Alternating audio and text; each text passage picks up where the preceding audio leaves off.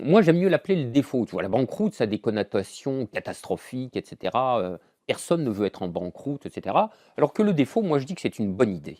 Le défaut, c'est une bonne idée. De toute façon, à choisir, hein, vraiment, il n'y a que ça, hein. L'inflation, avec les réserves que j'ai faites, l'austérité, hein, et le défaut. Bon, alors le défaut, mais évidemment, ça passe pour être le grand impensable, l'événement catastrophique, par excellence, et cetera. Je te signale d'ailleurs que, ça y est, je veux dire, techniquement, la Grèce a fait défaut sur la moitié de sa dette, hein, si c'est pas sur 70 d'ailleurs de sa dette, qui a été restructurée. Et on a, en effet, plein d'expériences historiques sous la main qui attestent que le défaut n'est pas du tout voué à être une catastrophe et que s'il est compris dans une stratégie de politique économique globale, dans laquelle reviendrait la dévaluation pour le coup, ça peut avoir d'excellentes propriétés. Bon, alors là, je sais que vous faites un truc d'histoire longue sur l'histoire de France, etc. Mais on a un cas tout à fait récent et tout à fait réussi qui est l'Islande. Je veux dire, voilà un magnifique cas de défaut. Les Islandais ont dénoncé les passifs non résidents des banques et ils ont bien fait. Bon, et la croissance est repartie, avec une dévaluation, justement, on en parlait, et merci, l'Islande croît à 2,5% l'an, et on voudrait bien les avoir. Bon. Alors, l'Islande, c'est l'Islande, je veux dire, c'est pas quand même pas un pays de géant à l'échelle de la planète. Si un pays comme la France fait défaut, je parle d'un seul pays, mais tu imagines, tu pourrais qui c'est qui est candidat? Le Portugal, l'Espagne, l'Italie, ça commence à faire du monde, hein. Ça commence à faire un paquet de milliers de milliards de dollars, ou d'euros plutôt. Là, il s'ensuit, il faut le dire, hein, un un séisme de force neuf, hein, dans le monde de la finance internationale. Pour une raison extrêmement simple, c'est que, bon, on le sait bien, les créanciers principaux des États sont des institutions financières. Alors, avec parfois en bout de course le simple populo, hein, je veux dire, qui a ses économies placées dans des bidules dont il ne connaît pas la composition, des assurances-vie, des SICAV ceci, cela, des livrets ou des dépôts à terme, des choses comme ça. Donc, il ignore absolument. Tu vois, c'est comme c'est de la saucisse, quoi. On ne sait pas ce qu'il y a dedans, hein.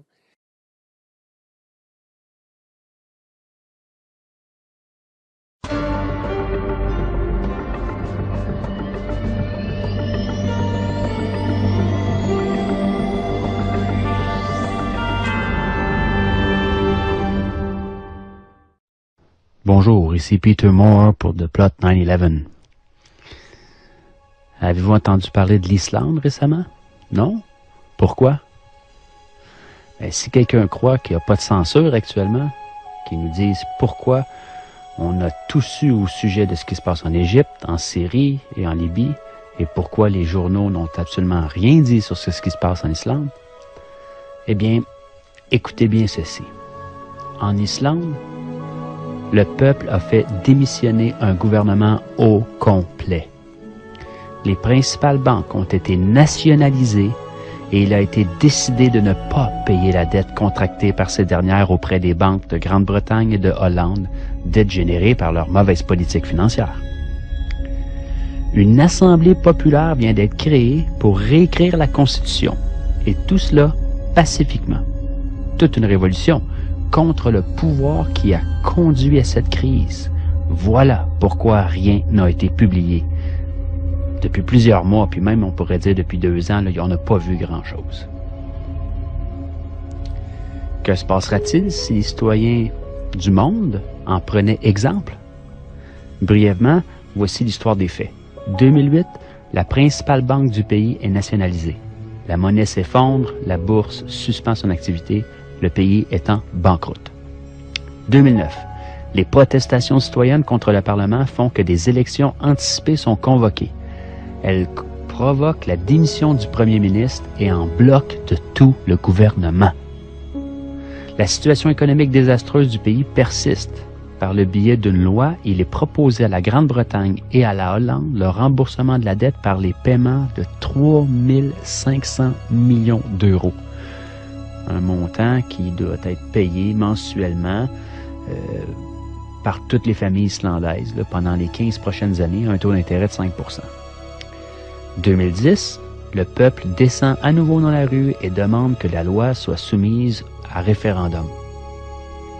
En janvier 2010, le président refuse de ratifier cette loi et annonce qu'il y aura une consultation populaire. En mars, le référendum a lieu et le non au paiement de la dette remporte 93% des voix. Pendant ce temps, le gouvernement a entamé une investigation pour régler juridiquement la responsabilité de la crise.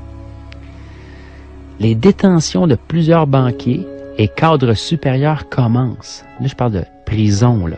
Oui, on n'est pas tous des mauviettes. Il y a des gens qui se tiennent, il y a des gens avec des colonnes vertébrales sur la terre, là. On n'en parle pas des médias, bien sûr, mais ça existe. Interpol lance une enquête et tous les banquiers impliqués quittent le pays. C'est comme des rats qui quittent le navire, là. Dans ce contexte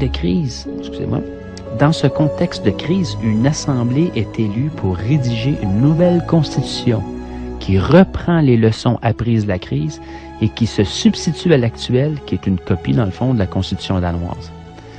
Pour ce faire, on a recours directement au peuple souverain. On élit 25 citoyens sans filiation politique parmi les 522 qui se sont présentés aux candidatures. Pour cela, il faut être majeur et recueillir le soutien de 30 personnes. Assez simple. L'Assemblée constituante commence ses travaux en février 2011 afin de présenter, en partant des avis collectés dans les diverses assemblées qui ont eu lieu dans tout le pays, un projet de grande charte. Elle doit être approuvée par l'actuel Parlement ainsi que par celui qui sera constitué après les prochaines élections législatives. Voici en bref l'histoire de la Révolution islandaise. Démission en bloc de tout un gouvernement, nationalisation de la banque, référendum pour que le peuple puisse se prononcer sur des décisions économiques fondamentales, emprisonnement des responsables de la crise, réécriture de la Constitution par les citoyens. Nous a-t-on parlé de ça dans les médias européens, canadiens, américains, japonais, dans le monde, partout? Est-ce que les médias de masse ont même touché au sujet? En a-t-on parlé dans les débats politiques, radiophoniques ou télévisés? A-t-on vu des images de ces faits à la TV? Bien sûr que non. Il y a ben trop de monde qui regarde. Le peuple islandais a su donner une leçon à tout le monde entier en affrontant le système et en donnant une leçon de démocratie au reste du monde. Mes sources, c'est la liste Parti de gauche 84 par Forum civique européen.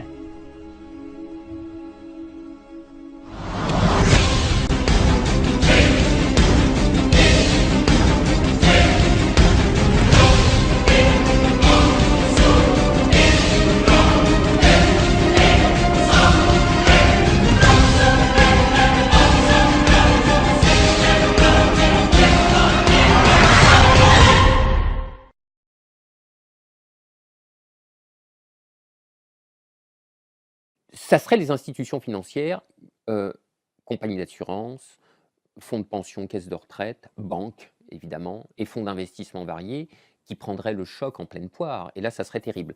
Donc, nous aurions une crise financière qui réduirait l'épisode Lehman Brothers à la dimension d'un aimable pique-nique. Bon, tu vois un peu le merdier, quoi. Alors, il faut le savoir. Je veux dire, ça, c'est pas un point qu'on peut sceller. Mais il faut le savoir pour s'en servir, à mon sens. Bon, alors, moi, ma thèse, enfin, mon hypothèse ou ma proposition sur le sujet, c'est que un défaut met le système financier et bancaire par terre, mais vraiment par terre, hein. À ce moment-là, on le ramasse à la pelle et au petit balai. Et on le ramasse sous une forme saignante, c'est-à-dire nationalisation intégrale par pure et simple saisie. L'argument de la pure et simple saisie, c'est-à-dire qui balaye évidemment l'objection de « Ah, mais nationaliser, ça coûte très cher aux finances publiques, déjà elles vont pas bien, etc. » L'argument de la simple saisie s'impose avec toute la force de la logique, puisqu'il s'agit de ramasser un secteur d'institutions financières qui sont en ruine, donc dont la valeur financière est égale à zéro. Donc là, c'est très vite vu. Évidemment, il faut prendre des mesures d'accompagnement qui sont restriction à la liberté des mouvements de capitaux, reprise en main de la Banque centrale, parce que seule une intervention massive de création monétaire pourrait réparer les dégâts collatéraux du défaut, indemniser éventuellement ceux des épargnants salariés qui méritent de l'être, alimenter en liquidité les banques privées, le cas échéant les recapitaliser. Donc là, on nage en pleine hétérodoxie. Hein. C'est vraiment, c'est un monde bizarre. Hein. Mais c'est un monde possible. Voilà. Et on n'est pas forcé de faire ça tout seul.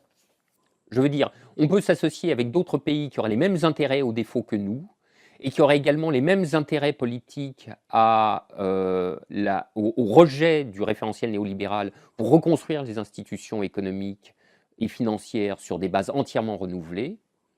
S'il y en a d'autres qui veulent venir, tant mieux. S'il n'y en a pas, tant pis. C'est une stratégie qui est tout à fait praticable à l'échelle nationale et à elle seule. Donc après, là, c'est des questions de grande politique. Mais si tu veux, ça serait un événement d'une telle ampleur que forcément, il s'en suivrait à la fois des ruines institutionnelles et des effets de table rase qui permettraient de rebattre les cartes entièrement.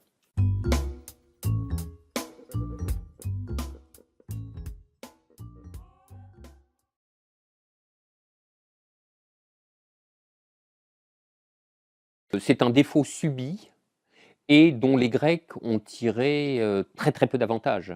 Le vrai défaut, c'est celui où le débiteur renverse la table et dit j'arrête de jouer le jeu et je change vraiment complètement de jeu. C'est-à-dire, encore une fois, ça ne peut pas être simplement j'arrête de payer le service de la dette. D'abord parce que, tout simplement, hein, les banques grecques elles-mêmes étaient farcies de titres de la dette publique grecque. Donc, si tu veux, lorsque l'État fait défaut, il met ses propres banques nationales, privées, mais quand même, dans une très grande difficulté. Et le retour de manivelle, il est pour lui aussi. Donc, c'est un réaménagement complet du jeu. Là, on n'a pas du tout modifié la donne. Hein. Je veux dire, on a allégé un tout petit peu le poids de la dette publique grecque, mais il n'y a pas de dévaluation, il n'y a pas de reprise en main du secteur financier bancaire, il n'y a rien, quoi.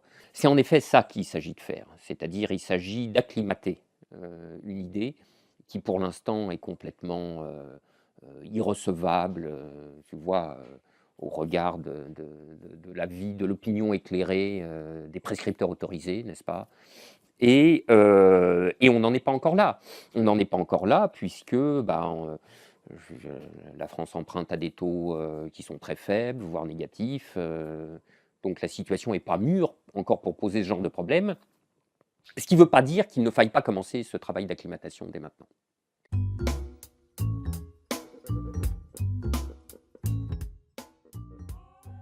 Le propre de la théorie économique qui donne son armature à prétention scientifique à la doctrine du néolibéralisme, le propre de cette théorie réside dans sa dénégation systématique de la violence des rapports sociaux du capitalisme, de la violence des rapports économiques. Là où, entre autres, le marxisme et un certain nombre d'hétérodoxies ont choisi d'affronter le problème théorique tel qu'il est, quoi, et de ne rien cacher de cette violence-là. Tout le travail de la critique sociale et politique est de faire saillir à nouveau ces enjeux de la violence intrinsèque aux rapports sociaux du capitalisme et de montrer qui est de quel côté de ces rapports violents. Donc, et en effet, de lutter contre l'idée que la banqueroute ou le défaut serait une violence, en lui opposant l'idée que ce qui est une violence, c'est ce qui se commet en ce moment sur le dos des peuples, au nom des créanciers internationaux, avec l'aide des gouvernements qui sont supposés servir les intérêts du peuple. Pour moi, c'est le phénomène le plus stupéfiant de la période actuelle, et qui est un phénomène qui est moins de l'ordre de l'analyse économique que de celui de la philosophie politique, qui est ce phénomène d'intrusion d'un tiers dans le contrat social national. Si tu veux, il y a un tiers qui est ce groupe informe des créanciers internationaux, qui ne sont pas qu'internationaux, hein, il y a aussi des créanciers nationaux dedans. Enfin, je veux dire, il y a des fortunes nationales qui souscrivent à la dette publique. Hein. Mais ce groupe informe des investisseurs dans le contrat social, intrusion en force, puisque d'une certaine manière, on est fondé à dire que les politiques publiques sont faites d'après les réquisites des investisseurs institutionnels et non plus au service de la population, qui est supposément l'ayant droit principal, non pas principal, exclusif de la politique d'un État souverain. Bon. Et moi, j'ai toujours, si tu veux, je voudrais te donner un cas qui me semble vraiment le condensat chimiquement pur de cette situation, et qui est la réforme des retraites de Sarkozy. Parce que Sarkozy fait campagne en 2007 en disant « Je ne propose pas la validation électorale des Français, la réforme des retraites. Ça n'est pas dans mon programme. » En 2008, alors qu'il est élu, on l'interroge de nouveau sur cette question « Allez-vous faire la réforme des retraites ?» Et Sarkozy revient « Non, je ne la ferai pas, car je n'ai pas soumis cette proposition à l'aval des Français. Par conséquent, je n'ai aucune légitimité à la faire. » Et 2 ans plus tard, en 2010, Sarkozy fait la réforme. Au nom de quel argument? Il faut défendre le triple A de la France. C'est-à-dire, il faut servir les intérêts des créanciers. Là, si tu veux, là, on ne peut pas faire mieux. C'est le raccourci ultime de cette éviction du corps politique souverain par le tiers intrus du groupe des investisseurs institutionnels. Donc là, c'est que la politique marche réellement sur la tête.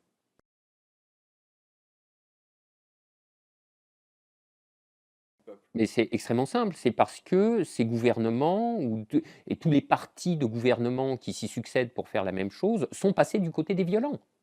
Ils sont passés du côté de la violence des dominants. Encore une fois, le tableau européen est tout à fait sidérant sous ce rapport. On y voit s'opérer des alternances politiques qui reconduisent continuellement exactement les mêmes politiques économiques. Bon, l'indistinction est totale de ce point de vue. En permanence, le discours du néolibéralisme plaide qu'il est le mieux à même de relancer la croissance, de réduire le chômage, etc. Et si tu regardes, mais vraiment à la truelle, quoi, sur 50 ans, tu t'aperçois que cette prétention est défaite en rase campagne. C'est-à-dire qu'en effet, à partir du moment où le libéralisme a commencé à s'installer, le chômage de masse n'a pas cessé de croître, alors même que dans les 40 années qui précédaient, disons les 40 années fordiennes, 45-85, le taux de chômage, je veux dire, l'économie française était virtuellement au plein emploi, dans un agencement structurel qui contredit terme à terme toutes les prescriptions du néolibéralisme. Il faudrait donc s'interroger, tu vois, faudrait que ça engraine un petit peu là-haut chez nos amis dits socialistes. Le néolibéralisme est cela même par quoi se diffuse l'endettement généralisé de tous les agents, tous. Les ménages, les institutions financières, l'État. Les ménages parce que la compression des revenus les pousse dans le crédit. Les institutions financières parce que la dérégulation les laisse faire n'importe quoi, et en particulier contracter des leviers d'endettement qui sont faramineux, et dont on a vu la démonstration en 2007-2008, l'État, pour les raisons qu'on vient d'évoquer, à savoir la réduction forcenée et idéologique des recettes fiscales, et donc le creusement des déficits et des dettes. Si tu veux, il y a quand même quelque chose qui est tout à fait extraordinaire dans cette affaire, c'est qu'aucun des articles de la doctrine ne résiste à l'analyse. Aucun. Je veux dire, les 30 ans qui viennent de s'écouler la réduisent à l'état de petit bois. Et pourtant, c'est là-dedans qu'on persévère. Socialiste en tête. Comprenne qui pourra. Je pense que l'un des grands enjeux de la période actuelle, c'est de priver la chose qui est au pouvoir actuellement de son label de gauche. C'est vraiment un point très très important. Les oligarques socialistes sont maintenant intellectuellement tellement convaincus de la justesse de ce mode de pensée que, et que celui-ci donne l'unique solution possible de politique économique, qu'ils sont incapables de penser quoi que ce soit d'autre, et que tous les inconvénients collatéraux ne sont que des choses à verser au chapitre des grandeurs et misères de la responsabilité de l'homme d'État. Et tu sais bien, comme c'est un discours qui a pris consistance, celui du courage, de la responsabilité, qu'on décline d'un bout à l'autre de l'échelle des hommes de pouvoir. Le patron licencie, il est courageux. Du courage, je veux dire, de licencier. Et bien de même, Hollande est courageux et responsable d'imposer l'austérité à la population française. C'est ça maintenant, la nouvelle logique de réflexion de ces individus-là. Considérer qu'ils vont s'en tirer avec les solutions qu'ils sont en train de mettre en œuvre, ça c'est le dernier degré de l'irréalisme. Et d'un irréalisme qui n'est pas simplement un décret de mon esprit halluciné, mais qui est l'enseignement même du résultat de 2 ou 3 décennies de politique économique qu'on a déjà derrière nous, et dont on peut tirer les leçons. Donc il y a une forme de cécité volontaire et de persévérance dans l'erreur qui est un fait, là aussi, qui est tout à fait frappant. Je veux dire, c'est de rompre avec ça qui est le réalisme, pas l'inverse, hein. Alors voilà, là aussi, tu vois, il faut que dans la conscience commune, il faut produire cette autre inversion. Je veux dire, la chose qu'on appelle la gauche est la droite. La chose qu'on appelle le réalisme est l'irréalisme. Tu vois, donc il y a du travail, hein. Donc effectivement, on vit une époque qui est intellectuellement déréglée, en tout cas dans la sphère de ceux qui prétendent nous gouverner. C'est pour ça que je veux dire, oui, le travail de rectification à opérer est immense.